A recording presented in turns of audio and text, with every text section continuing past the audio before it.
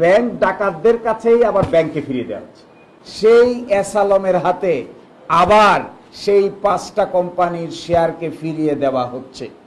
যারা ব্যাংক লুট করে নিল, সব আমানতকারীর টাকা পয়সা নিয়ে গেল, নতুন আইনে তার শাস্তি ছিল, কিভাবে তার শাস্তি হবে, কিভাবে তা রিকভার করা হবে, এই পুরোটাকে এখান থেকে আউট করে দিয়ে ব্যাংক ডাকাতদের কাছেই আবার ব্যাংকে ফিরিয়ে দেওয়া হচ্ছে।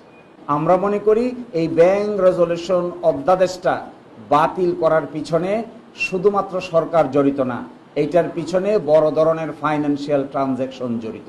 ব্যাংক রেজলিউশন অধ্যাদেশ 18 ক-কে তারা সংযুক্ত করেছেন। আগে ছিল সেকশন 18, এখন যোগ করেছেন 18 ক।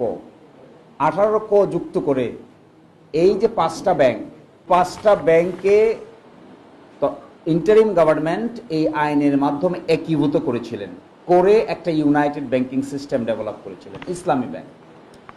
এইখানে এসে ইউনিয়ন ব্যাংক, সোশ্যাল ইসলামী ব্যাংক, গ্লোবাল ইসলামী ব্যাংক, ফার্স্ট সিকিউরিটি ব্যাংক, ইসলামী ব্যাংক এবং এক্সিম ব্যাংক, এই 5টা ব্যাংকে একসাথে করেছিলেন।